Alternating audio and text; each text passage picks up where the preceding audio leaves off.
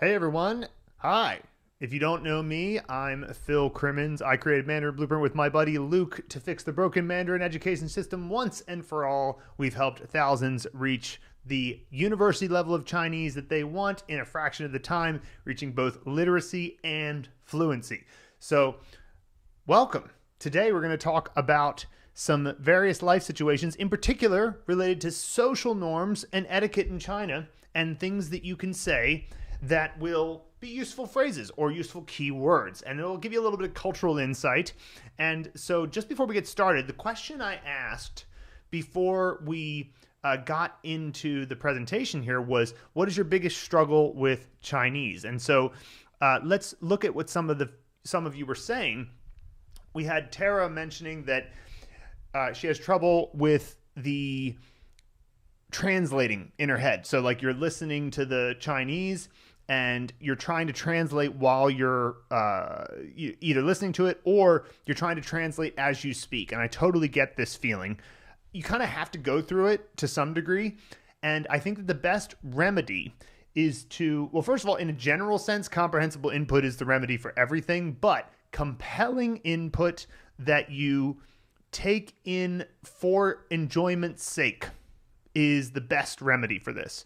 Now, of course, that can be a little bit tricky at times because you want to get compelling input, but you need to understand enough of the language to get the compelling input. That's why I recommend that people spend a lot of time building comprehension. So the build, get, and activate framework that we use here at Mandarin Blueprint is very important. However, when you're listening to or watching or reading compelling input, then and you can get lost in the story, even if you don't understand everything, but you feel like you can follow the plot, then you stop thinking so much in a study frame of mind and instead move into an enjoyment frame of mind. And that's actually where the real acquisition that is like makes you stop translating happens.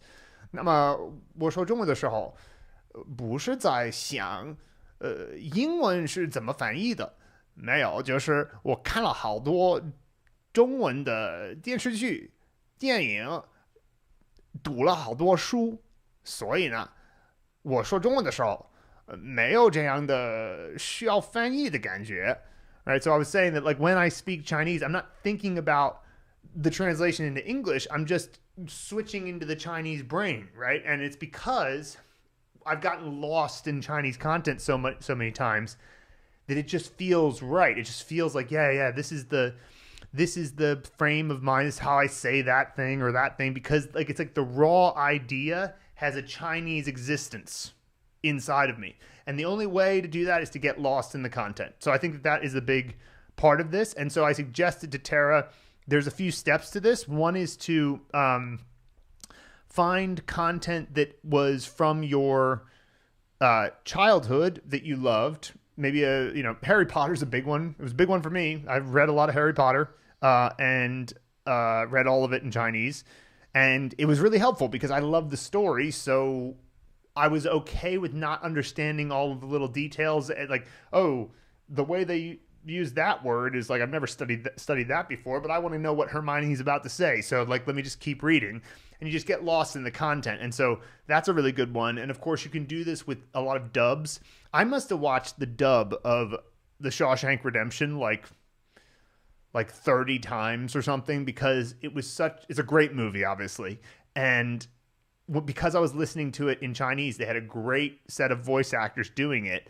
It was like doubly cathartic because I was like, well, not only am I really excited to see Andy Dufresne's redemption arc, and feel sad about Brooks, but I'm doing it in such a way where I understand it in the Chinese form. So it's like pretty cool. Thank you, Tara. So my suggestion is genuinely just to find content that you can get lost in. That's one of the best ways to stop translating and just be in the moment. Now, we had another struggle from, I don't know how to pronounce, Smyates. My biggest struggle is pronouncing certain letters such as ji and r in the correct way. I feel it's getting better, but practicing anyway. And hi, Tobias. So the thing I would say here is with ji and zhi, you want to make sure that you know the tongue position and that you can have something else you can compare it to. So for example, weirdly, people don't have as much problem saying shi. So shi is a really common one. You do pull your tongue back. So if you haven't watched our video on the pronunciation guide or you haven't taken our course Pronunciation Mastery, then go check those out because we explain this in great detail. But here's a quick tip for R. So if you can say shi, which is this is, 我是从云，我是 Phil, I am Phil, right? So shi, people often don't have too much of a trouble saying that. Well, the R is that exact same sound, just with the SH removed. So I'll say shi, zhi, zhi, right? It's just don't add the sh. It's like if I say zhi, like 知道, as in to know or knowledge, 知, just take away that J, zhi, zhi, right? It's a good way to try to get that R sound down. And then the J sound, the J-I, the T, T, T, T, that's putting your tongue against the back of your bottom teeth. That one's all about the tongue position. If you want to exaggerate it, you can do this like kind of weird smile. T, T, T. I mean, I'm not suggesting you actually do that when speaking with Chinese people. I'm just saying for practice purposes. Do a kind of weird smile. T, T, T, tight at the corners of your lips. T, T. And of course, that's the same tongue position as qi and xi.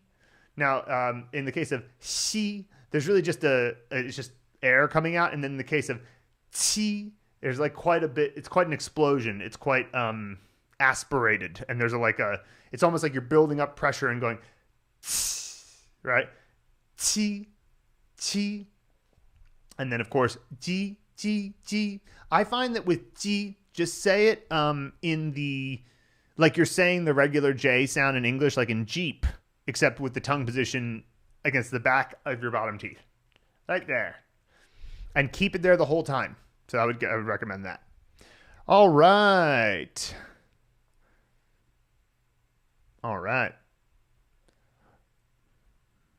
Glad to see that tomorrow you're going to get started on this new method. That's good, Tara. All right, well, let's talk about some social etiquettes and norms, shall we? So let's get into it, guys. And so what I'm going to do today is cover 5 phrases and 5 keywords.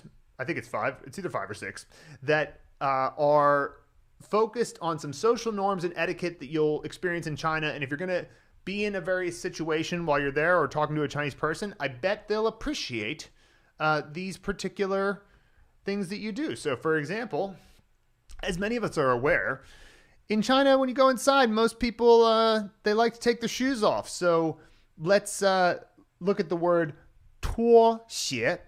脱鞋. So 脱 is just the general word for remove or take off. And in the case of, any kind of clothing, it's, to say clothing is 衣服. So if you want to say take off your clothes, 脱衣服. And the opposite would be 穿. 穿 means to put on. 穿衣服, right? But in the case of 鞋, 鞋子, that's your shoes. So 脱鞋 is the way you say take off shoes. And by the way, so 鞋 means shoes and 鞋子 is the general word for shoes. But whenever you add another character to a word like 鞋, you will remove the z. Like, for example, if you have any word that's like the 鞋子 or 桌子 or 杯子, as soon as you add more context to it, you usually drop the z, right? So if I want to even say that a specific type of shoe, for example, I might say 运动鞋. That means sports shoes or sneakers, right? So it's like I wouldn't say 运动鞋子 because 鞋子 is the general term. It's like the way of saying like anybody's shoes anywhere at any time, 鞋子. But if you want to say specific type of 鞋子, then you drop the z.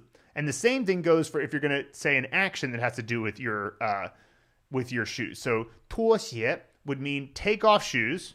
And when you go into a Chinese home, there's a good chance that you're going to want to do this. This is the type of thing that is pretty common. There's often a little cabinet right inside the door where people keep their shoes. And they're pretty disciplined about it. I would say that if people are going to keep on their shoes, they often put, like, if you're going to have like a contractor come into your house, and it's not really safe for them to not wear shoes because they need to protect their feet, they'll put plastic over their shoes so that they don't drag dust into the house. This is all just to say they take their whole taking off shoes before going into the house pretty seriously. So you might want to say, 我要拖鞋吗? 我要拖鞋吗? And again, this 拖鞋 is a verb what construction. 拖 is a verb, right? And 鞋 is, of course, a noun. So it's like the verb object construction right inside of a word, which is cool about Chinese words. Chinese words have that great little construction there. Now, this is a very basic sentence. It's just subject, verb, object plus ma. And in this case, that just means yes or no question. So, and I also wanted to point out that people often learn yao as meaning like want to, and sometimes people understand it as will, but it's also sometimes should, depending on the context. You can say should. I could say 我应该脱鞋吗? 应该 is this the general word for should, but you can also say 我要脱鞋吗? And that would be fine. Like that is understood the same way. It's not like saying like, nobody thinks you're saying like, do I want to take my shoes off? It's like they understand what you mean is should I take my shoes off? You're asking. And it's a yes or no question, so you can add ma at the end to indicate that. So other examples of this sentence structure, 他要吃饭吗? Right? So does he want to eat? Yes or no. He, want to eat, or, it could be, in this case, it's almost definitely want to, because you're asking about somebody else. You're not like saying like, it's all contextual. Chinese is very contextual in terms of like how to translate a particular verb. So, that's another reason not to get too caught up on translation, right? Because it's like, for example, me recognizing that sometimes yao could be translated as should is something I realized like after the fact. I didn't really think about it until later, because it's like you just try to use it in real life. 你们去公园吗? Are you going to the park? And it's in 你们, so it must be more than one person. So you guys go park, yes or no? That's like you go park, yes or no? Like Chinese can be very caveman-like sometimes, but it's kind of easy. I should remove shoe, yes or no? It's like, it's good. It makes it a very easy language to understand grammatically speaking. So that's one thing you could say. You could say, 我要脱鞋吗? To follow the customs. Now, another thing you might do is 买水果. 买水果, right? So that is to buy fruit. And now, why would you do this necessarily? Why would you say, 我给你买了点水果? I bought you some fruit. This doesn't seem like it's very social norms or etiquette, is it? But it is, because buying someone fruit in Chinese culture, it actually carries some significant like kind of cultural weight to it. So first of all, obviously fruit is considered healthy. So, these days you want to talk to some people, they're like, well, no, fruit is it's too much sugar. But like, generally speaking, we look at it as a health, and Chinese people in particular look at it as a healthy thing to eat. And so therefore, if you are gifting someone fruit, it's a very respectful thing, and you're wishing them good health and well-being. So like, it's the kind of thing that if you were going to visit somebody's house and you brought them some fruit, it's cheap. It's not like an expensive thing to do, but it will be appreciated, and it is a sign of respect. So, it's like, it's interesting because like of course we have the concept of bringing a gift to a party or bringing something along, like that's definitely real. But the idea of bringing specifically fruit wasn't something that I thought of, but it is definitely a thing in China. And there are certain fruits that even mean certain things. Like for example, I know that oranges and tangerines, they're representing like more wealth and good fortune. That's kind of like that idea there. It's like bright color, round shape, that's good fortune, kind of like gold. It's kind of that idea. Apples, peace, and serenity. Like, so, I actually don't know the etymology of this, but somehow Christmas Eve in China became 平安节, and 平安means peace, so the night of peace. And I had Chinese people give me apples before on that day, and I was like, oh, that's funny, because it's like it's not a Chinese holiday in particular. I mean, they recognize that Christmas is happening because, like, you know, how could you not recognize it? It's like, what year is it? It's 2024, 2024 years since what? You know, so it's like they're aware of Christmas, but it did strike me as strange because I'm like, we don't have this tradition in my culture, and yet Christmas is like a part of our culture, so it's just interesting, right? And they give an apple because it's a sign of peace and safety. You know, 平安, that's literally peace, safety. And then pomegranates. Well, that's like a fertility one because it's got all those seeds. So if you have fertility, it's like, oh, have good offspring, you. So there's that. And so I would just recommend getting a little bit of fruit as a gift if somebody's hosting you. If you're if there's a spring festival or Christmas Eve or that type of thing, if somebody's in the hospital, another good time to do it. If you're visiting a hospital and somebody had an injury or something, bringing them some fruit in the hospital is definitely considered good. Definitely business meetings and stuff like that. It's just, there's pretty much no situation where getting somebody a bit of fruit wouldn't be well received. But this is kind of an interesting sentence, though. So let's take a look at the sentence structure here. So, for example, if we look here, 我给你买了点水果. We have the subject object, the subject being 我, the object being 你, right? And you've got 给 in between. Now, people think of this as give, but if we say 给你买, what we're saying is buy for you. Now, the grammar is different than we have it in English. The order is different than we have it in English, but they're all represented. Here you say for you buy, I for you buy, and in English we would say I buy for you, but it's the same. They're all represented. They're just in different orders. So 我给你买了点水果, right? So now the l just indicates that the action of buying is complete. L is just a state change. Don't overthink L. That's one of the most important suggestions I can give you. It's just the change indicator. What's the change? You weren't running and now you are running. You were overweight previously and now you're not. 瘦了, right? Like you are hungry and now you're not, right? Like it's like, and now you are. 饿了, 不饿, like, and you could even say 不饿了. 我不饿了. That would mean I'm not hungry anymore, right? A lot of times with this change of state with le, there's one is just completed action. So 买了, bought. 买 is buy. 买了 is the action of buying is completed. It's still a change, but it's more direct. And that's the situation where it tends to be closest to past tense. Like I would not recommend thinking of le as the past tense indicator. It's the change indicator.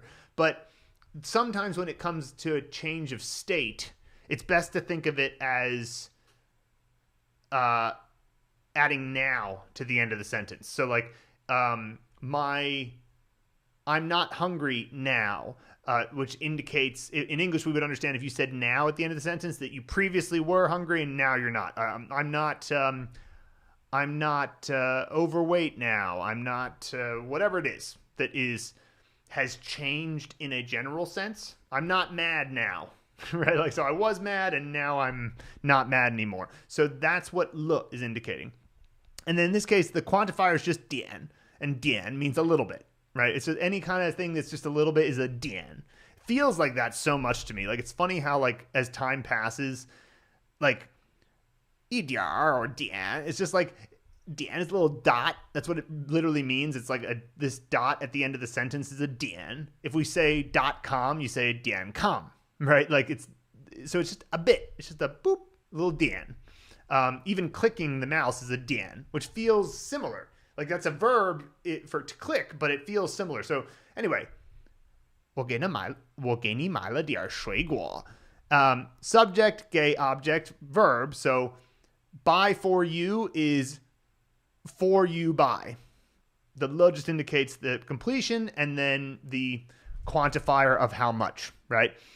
You could put in a more specific number there, but that's the idea. So let's look at a couple of other examples here of this sentence structure. 他给我写了一封信. 他给我写了一封信. So that would be, he wrote me a letter. And so it's, he for me wrote, we would say he wrote for me, but he for me wrote one letter. And 一封信. Feng is the measure word for letters. Sometimes you'll still see feng as the measure word for an email or whatever, but in the same way we kind of maintain measure words even if the technology has made the original thing obsolete. And then take a look at this other sentence here. 他给孩子做了饭. 他给孩子做. That's the basic structure of she for the kids cooked. And then what did you cook? Dinner, meal, right? 他给孩子做了饭. So there's that same structure. So just look out for that. When I first learned gay, I thought it always meant give. And sometimes it does. You can literally just go up to somebody and hand them something and say gay, which, is kind of a funny thing to do. I would do that to my buddies in China. Just be like gay. And they were like, what are you saying? And I'm like, I'm just giving you this thing. So, that's, it can mean give, but then a lot of times people don't realize that there's this other preposition function, and it's similar. It's a little bit of a different word order, but you get used to it. So let me just check the chat here for a little bit. I've gone over a couple of things, see if you guys have any questions, and if not, I'll continue. So let's see what we got going on here. Then you have to wear slippers, so gay. It's not a verb in this case. No, it's a preposition in this case. And by the way, you're bringing up slippers. Slippers are also called 拖鞋, but they're different. It's a different character. So that is slippers. And yeah, you usually wear slippers around the house. People always have they kind of have their indoor slippers that they wear. In fact, there was a period of time where Yan Yuan, who is Annie on our pronunciation mastery course, and she also helped us write a bunch of the Mandarin Blueprint materials. There was a period of time in the early days, the salad days of Mandarin Blueprint, where she was working for us to write material, and she would just come over to my house, and I'd be working in my office, and she'd be working out in the dining room area, and she just had her own little bunny slippers that she brought in to wear in the house. So, yeah.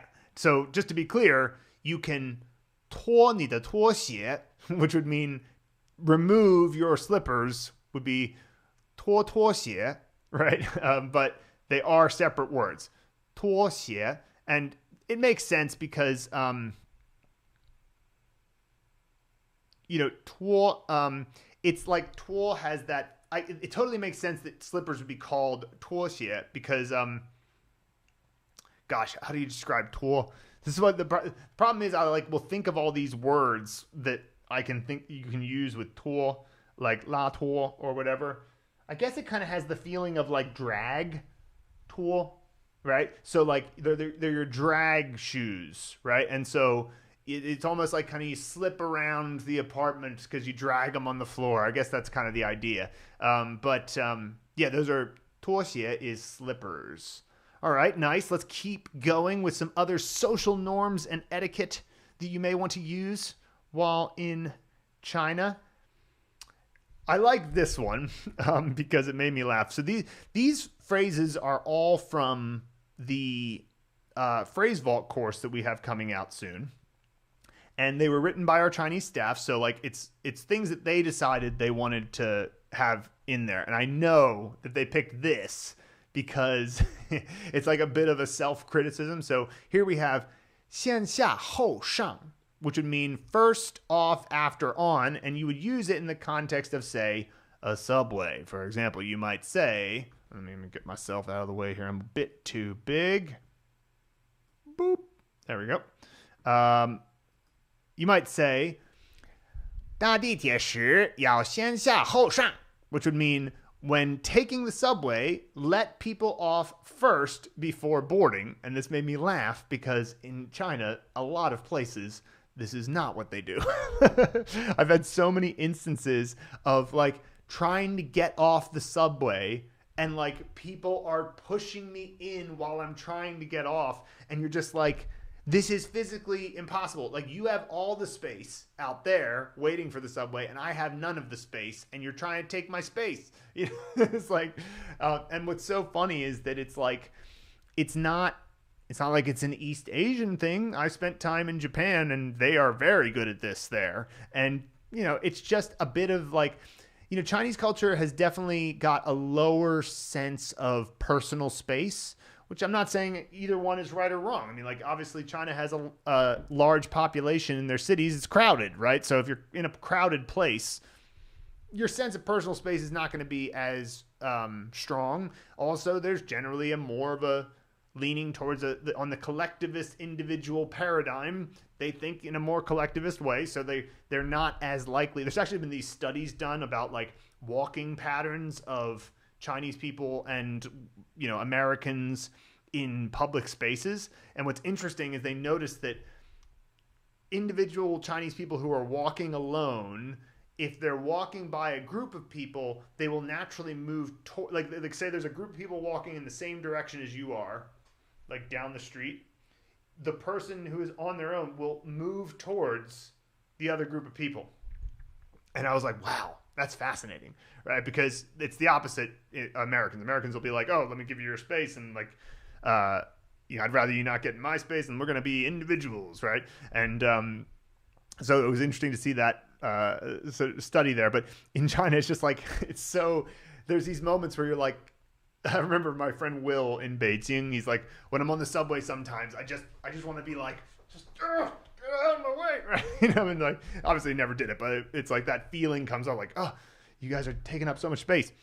And so this is what you might say in a sense of being like, hey, let me off first. 先下后上. 搭地铁时要先下后上. Right? And here's a couple other examples of this type of sentence, because this type of sentence is essentially saying thing that's happening, 时, and that's a way of saying when that thing is happening. Okay? Now, there's another way to say this, which is 搭地铁的时候. That's actually the more spoken way to say it. 我直播的时候非常爱喝点东西. Right? So, well, when I live stream, I like to have a little drink, right?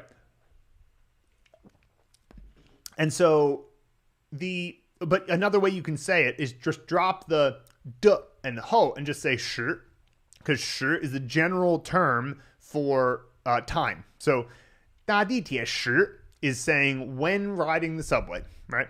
So let's look at a couple other examples here. 进教室时要安静. When entering classroom, so entering classroom time, so they put the when after. It's the activity first and then when. So 进教室, that means enter classroom. 时 is time, so that lets you know, okay, it's at the time when entering a classroom. 要, in this case, it's kind of like saying should or is a requirement. 安静, quiet. So 进教室时要安静. Be quiet when entering the classroom. And then it doesn't have to be 时. It could also be 前 or 后 to indicate before or after. So it's like when we say when, it means like at the moment of it. But you could also say 吃饭前要洗手. So before, like eating before, you should wash your hands, right? So that's I just thought that one was funny, mostly because when it comes to Chinese culture, they, as I mentioned in my recent video that we put out about the 18 things you should consider when going to China, and like distilling my 11 years of experience in China into one video, I have full faith that this could get better and will get better over the next 10 to 20 years in terms of how people ride the subway, because there's a big generation gap. Like every generation, like from the boomers to the zoomers, it's like the difference in their life experience is so major that things like this have the potential to change quite quickly. This one's really useful. 有人做. All right, so this isn't actually like a word in and of itself. It's just saying there is someone sitting. When you say 有人, it's like saying there is someone. That, for example, if you're knocking on if somebody knocks on the door while you're in the bathroom, you could say 有人, right? To say like, hey, is this occupied, right? So there is a person, and then 坐, someone sitting. So for example, you might ask if there's an empty chair somewhere, 请问这里有人坐吗? Excuse me, is this seat taken? 这里. So here, and the picture gets it across. So like this guy is, he's touching the chair and he's saying, 请问这里有人坐吗? And so 请问, that's just excuse me or please let me ask. So that's just a polite way to start talking to someone who's a stranger. 请问, like literally please ask. But it means please let me ask. 这里, here, 有人坐, someone sitting. Here, someone sitting, and then yes or no. So, 这里有人坐吗? Excuse me, is the seat taken? All right. So then, the structure here is pretty straightforward. The whole 请问 thing, that's just a formality. You can have it or not. But then you just have place, 有人, and then whatever it is that they're doing, 吗. So let's think of some other examples here. 请问这儿有人等吗? So, is there anybody waiting here? Is someone waiting here? I can imagine examples where you might need to say that. And how about this one? 请问这儿有人排队吗? Right? So, excuse me, is someone in line here? And that might be useful for you to have in China because lines are kind of more a suggestion in China. I would definitely recommend that when you go to China, like if you're going to get in line, like stake your claim, because if you don't make it very clear that you're in line and like, it's just, and again, I don't blame anybody for this. I just think it's the culture they grew up in. It's just like the things that they experienced. They were just, especially if you were around during the Cultural Revolution, and especially if you're around the Great Leap Forward, it was not an abundant time. There was a lot of scarcity going around. And so the idea of like, I'm just going to politely wait in line. It's like, no, I'm going to go get what I need. Right. And so obviously now they're in more of a situation of abundance. And also every single time that I said to a Chinese person, like, hey, I'm in line right now. 我在排队. 干嘛? Right? Like, it's like, they would just every time, oh, sorry. Right? Like they weren't like, jerks about it. It was just obliviousness, but it's obliviousness that I completely get. Why wouldn't you be, So again, these things change over time. Like it's like they have a real potential to keep like in 20 years, how China's going to look. It's like, it's so hard to even imagine because by then, much of the baby boomer generation will be gone and the Zoomers will have gone into middle age and their population will have gone down significantly. So who knows what it'll be like then. So everything I'm saying is kind of like, they're just my cultural insights, but they could all change. Still though, if they change, it's changing from their current position now. And then finally, I just want to talk to you about the idea of using 打招呼.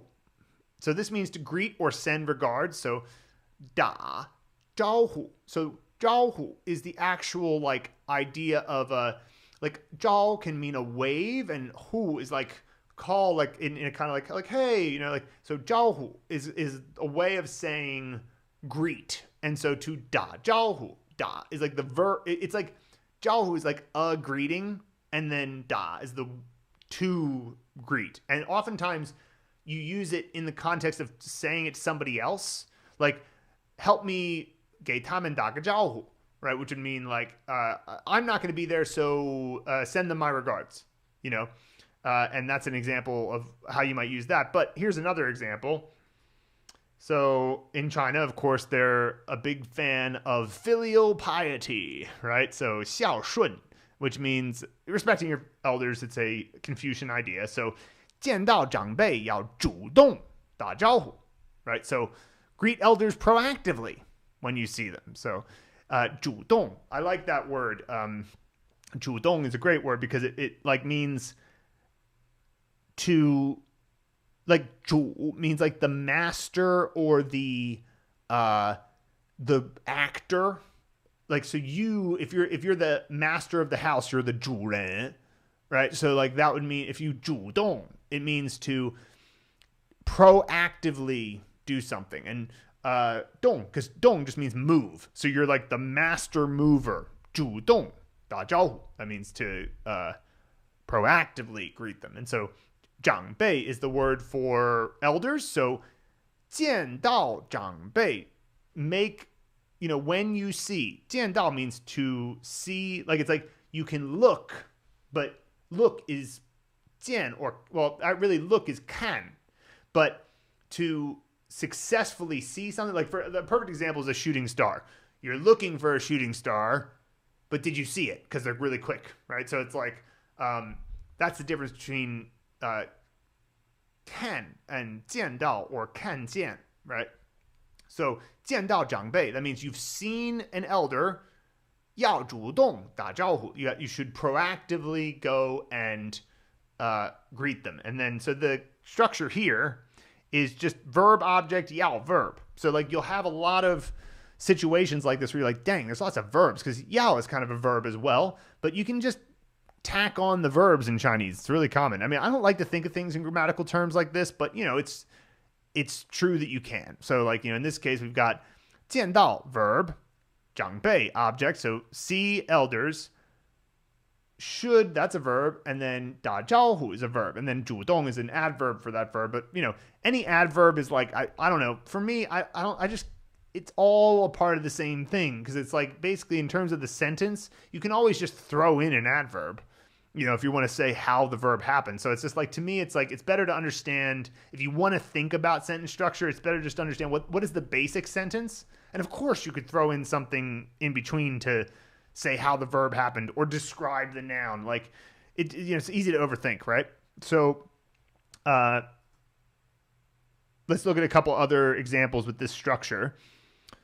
学到新知识要分享, right? So 学到, that's the verb meaning to learn something successfully. If you 学到, it means that you achieved learning. It's like 学 is study by itself, but to 学到, especially like a fact, means that you got it. It's in now. So 学到, and then so there's your verb.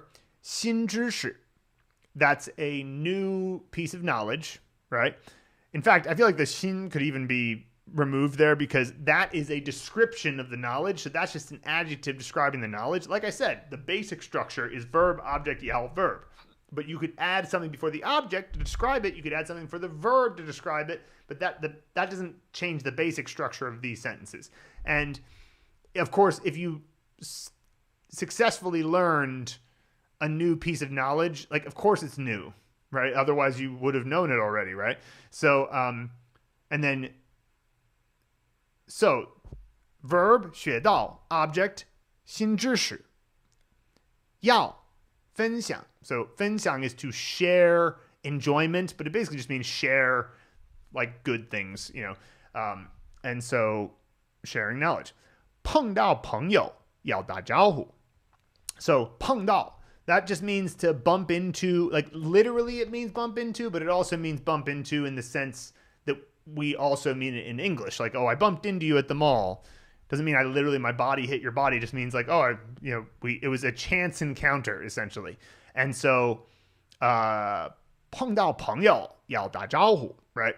This is obviously, it's kind of a weird sentence. It's just to give him more examples of how this structure works. But because, like, I mean, why wouldn't you greet your friend if you ran into them? It's like, you don't need to give this as like a general rule for life. But hey, maybe, I don't know, maybe somebody out there needs to hear it. Hey, if you ever bump into your friends, like, say hi.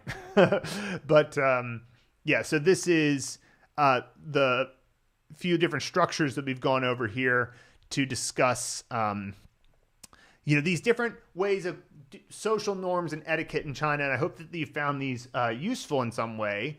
So here's what I'll do. I want to talk to you guys a little bit about what you're saying in the chat, and then I'll just, we'll soon after that finish up for today. But let me just see what you guys are talking about. And I'll just make this a little smaller. There we go. Okay. So here we go. Let me catch up here. No questions, loving the program. Even my father-in-law, native Taiwanese, was impressed. Thanks for all you guys do, and know I'm loving the program. Well, thank you, Martin. It's always great to hear from people who are finding success with the program, because we don't always, it's not like every epiphany that somebody has while going through the blueprint like sets off a little notification in our brain. So we do always appreciate it when people share, because it's such a big curriculum, and we've spent so many hours and years of our lives that it's like we don't necessarily like realize the emergent effect of it. You know what I mean? So, and yeah, so let's keep going here. In Taiwan, they're also orderly at the subway. When you go to the metro there's a line on the stairs going up and a line going down. Yep, that doesn't surprise me. I'm not going to say that, Kareem. That's a rude word in Chinese. As my friends teach me, I need to learn good Chinese. Yep. You should ask your friends to teach you more useful phrases. Yep. Sure.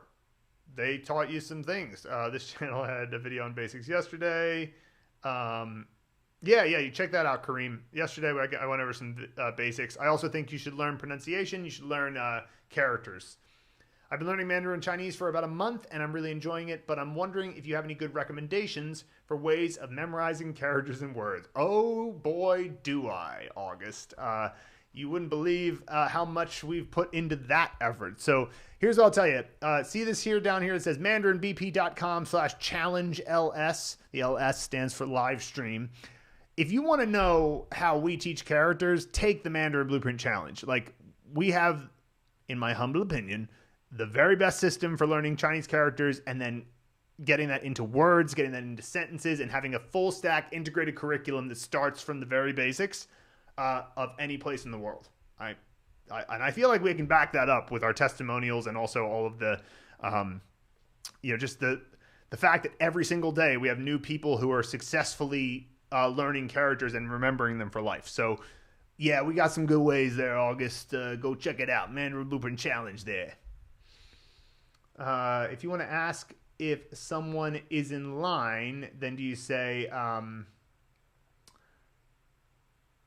what I would say is 是不是排队, right? So that is are or aren't getting in line. It's better to say 你在排队吗? 在, like, is that what you're currently doing?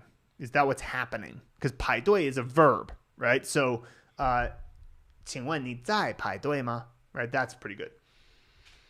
Phil, I'm enjoying the different live streams each day. Glad to hear that, Paul. Yeah, master of the house. How sexist of them. But the master could be female. Good point, Tara. It's mistress of the house. Okay, then. All right. You guys are having like silly debates. 到 after the verb always means that the action is completed. It means that the action was successful, right? So like, 我找我的饮料，找到了。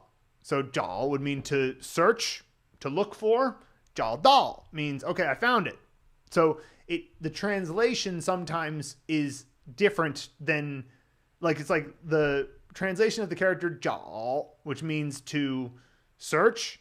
The translation is to search. It's not to find. But 找到 is to find. So it means that the result of the verb was a success, or it's not necessarily completed because it could be, depends, but it certainly was a success. Okay, let's see here. A resultative compliment would be the word for that. Yeah, Smy eights is saying like guo, and that's a particle that comes after a verb that indicates the particle that comes after the verb that indicates that it has ever happened before. It's like an experience marker. 我去过中国, right? So I've been to China ever. If I said 我去了中国, that would mean I went to China. The action of going to China is done. And if I said 我去了中国, it's like I would be saying that to somebody who's not in China while I am in China. But if I say 我去过中国, it means that has ever happened before. And for example, I have never been to Ireland. So 我没去过 Ireland, which is of course Ireland. So, okay. I'm struggling with understanding and speaking despite being good at writing and understanding written text. Okay, understood, Mohammed. So somebody in your situation, if you're understanding a lot of written text, then that means that you're acquiring some language in your reading. So a lot of it has to do with just setting up time to practice so that you get a chance to activate what you've understood. So the process of language acquisition is that you first understand a lot of messages, and one of the ways to do that is through reading. That's great. And then when you're after you've understood enough messages, then when you go to speak, there's something to say. So you have to put yourself in a situation where you have to speak. Now, if you get into a situation where you have to speak and there isn't anything to say and you don't know what to say, the sort of like tough love response to that is then you need a lot more input than you think you need. You need more input because it's kind of funny to think that there's any other way around it. Of course, you must understand before you can express. Understanding must come before expression, because how could you express something you don't understand? It's like the definition of understanding is that it's possible to express it. If you can't express it, you don't understand it. So if you find yourself in a situation where you are not able to speak or you don't know what to say when going to speak, the answer is that you need more input. Although I will say you should also engage in practice that gets you used to saying the sounds. A little bit of it is your mouth muscles. Like a little bit of it is listening and repeating, which by the way, on screen right now, I have the thumbnail for our upcoming course called the Phrase Vault, which is doing exactly that. Like it gets you to listen and repeat to phrases like the ones we saw today in the presentation, so that you can get used to saying them and practice. Like it's like fluency practice. It's like, okay, obviously to get to acquisition, you have to understand characters, you have to get lots of input, and you have to be able to understand so many messages that you can start to think in the language. But fluency is about activation, and a little piece of that, it's relative to all the time you need to spend practicing talking. It's not that much, but it is some time, which is listening and repeating, shadowing, and also self-talk. You can also like have conversations with ChatGPT's like voice AI function, which is amazing, by the way. If you guys haven't done it, just like talk to it in Chinese. It's amazing. The point is that you need to practice listen and repeat, which we have programs like that. We have Mandarin Speaking and Listening Kickstarter, which is listen and repeat. We have the Phrase Vault, which is coming soon, should be before the end of the summer. And those are top-down listen and repeat types of programs. And then, so that's level 1. Level 2 is to shadow. Shadowing is the process of finding a piece of content, understanding it fully, then reading the, say, paragraph of text, listening to the Chinese audio, and speaking alongside the Chinese audio at the exact same time. So you're reading, listening, and speaking at the same time. It is it's very brain intensive to do this. I would only recommend doing this for maybe like 5 minutes a day at first.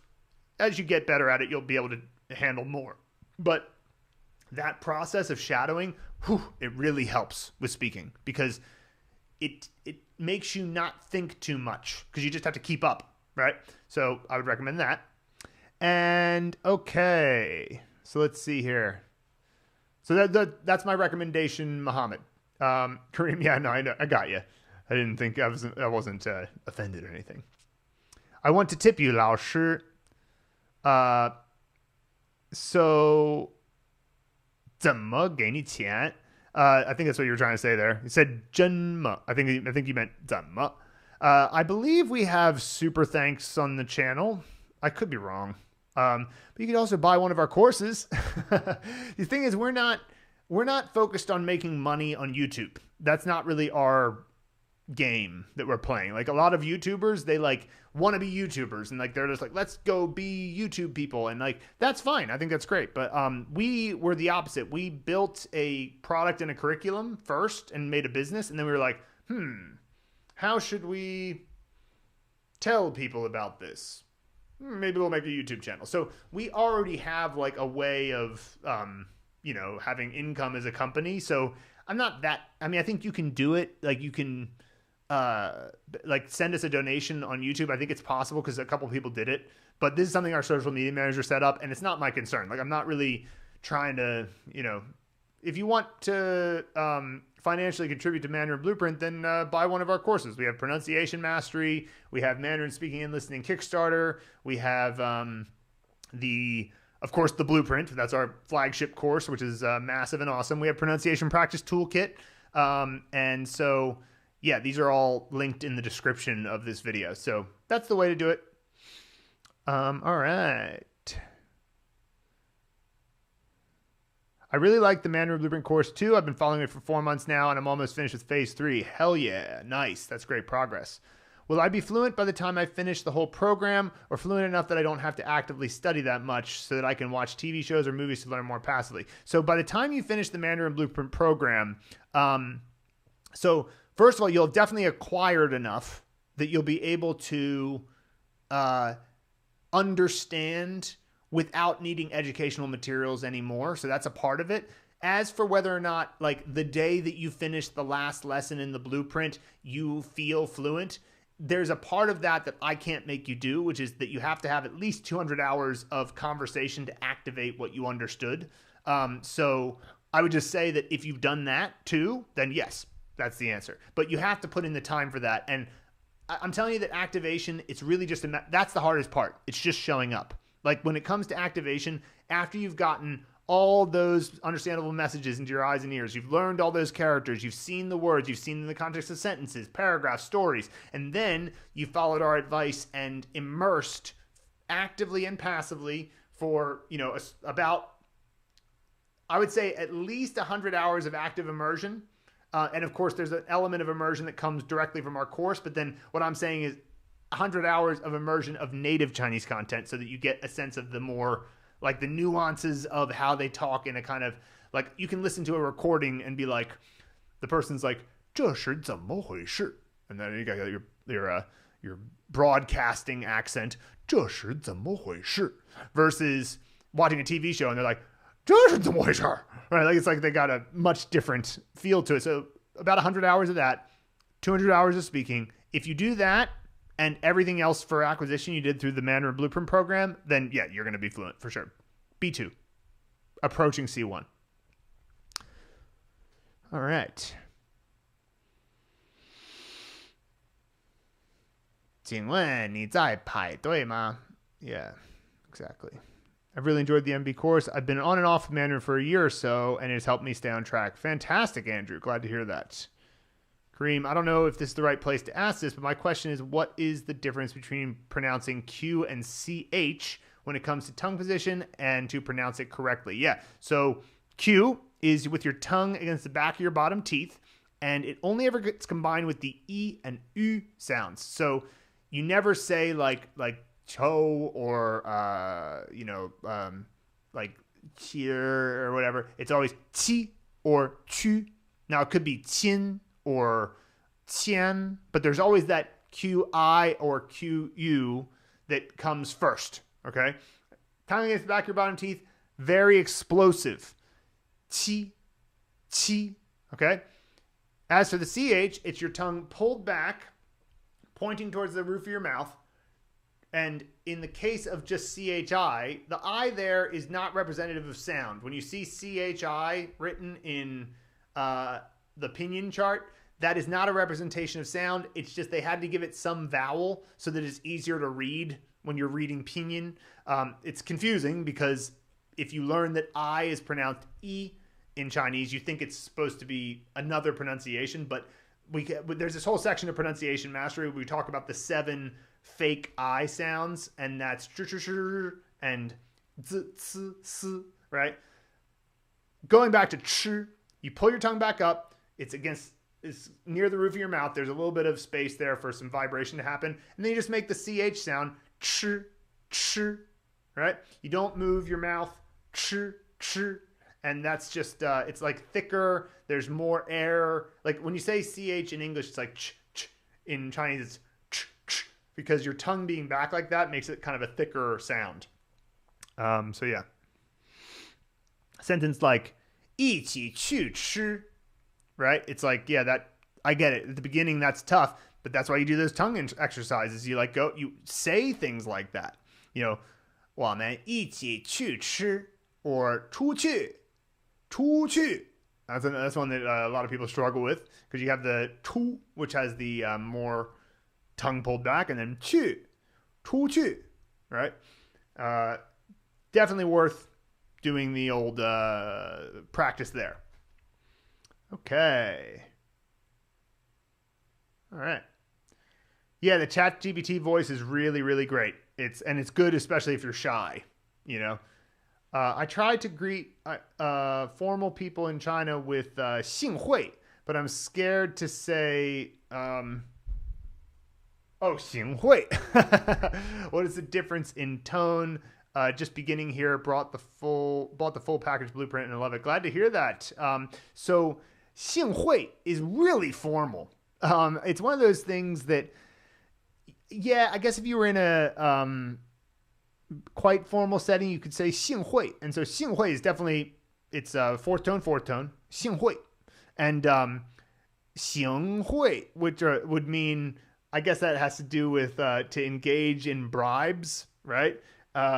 So yeah, obviously you could mess that up. Nobody's going to think if you just go up to them and say 行贿 that you're saying let's engage in bribes, because it's not a full sentence, it's just a word. So, Chinese people aren't dummies. Like they'll get that, like, oh, this guy's trying to say 幸会, right? There are moments when you can mess up so bad that they don't understand what you mean. But what I'm saying is that like saying 幸会 is the way you do it, 幸会. But I just 很高兴认识你. 认识你很高兴. Like it's just, I'm happy to meet you. 很开心认识你. 开心 is another way to say that. It's another way of saying happy. 见到你很开心.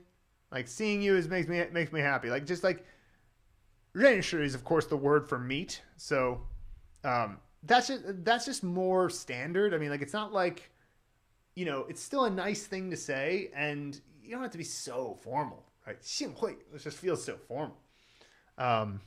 Yeah. Better late than never. Nice.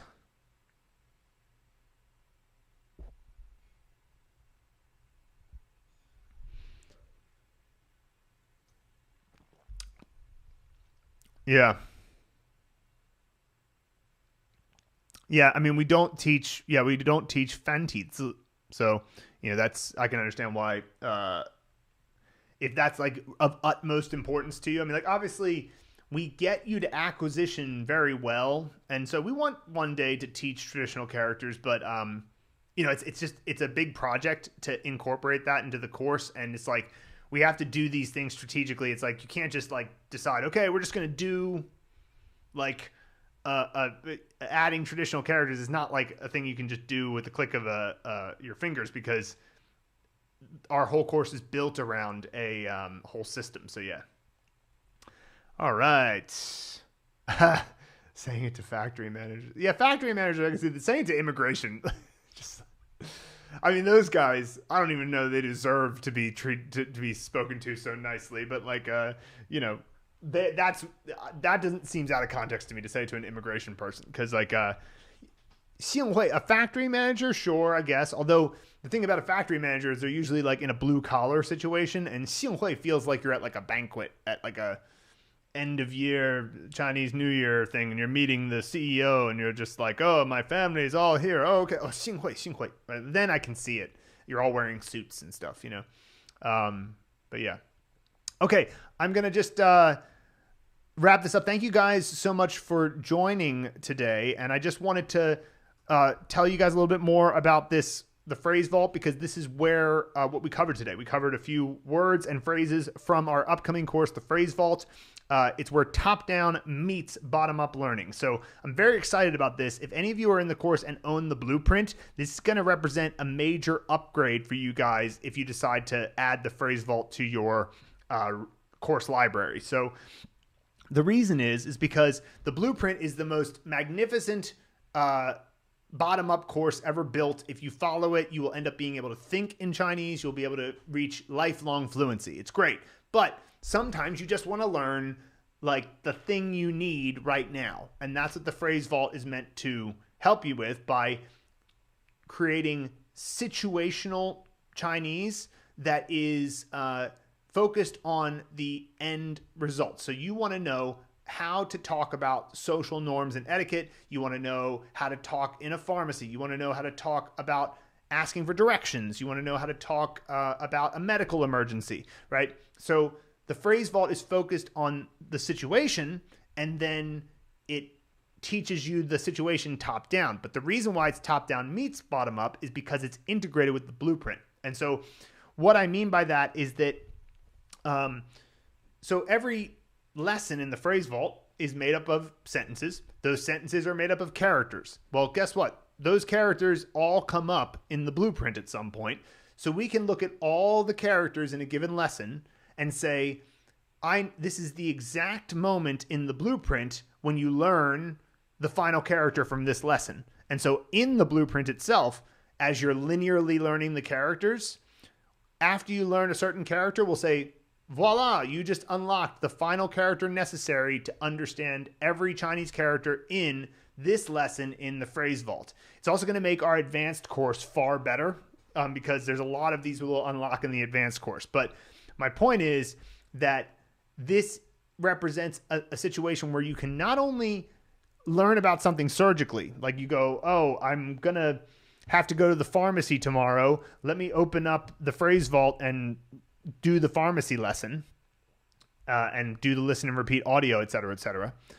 But also, if I just follow the blueprint, there are 350 lessons in the phrase vault. I'll unlock at 350 different moments the perfect lesson that I'm completely ready for, because I've learned all of the characters to expand my knowledge of Chinese. And of course, it's optional because many life situations don't apply to you. You know, you may not have to know anything about certain things. Like, for example, there's like the dating section. Well, I'm married now, so I'm not dating anymore. So I wouldn't need the dating lesson. And so like, that's an example, like it doesn't apply to my life, but if that's what you're doing, then you're going to love that lesson. So it's more surgical. You'll master life situations surgically.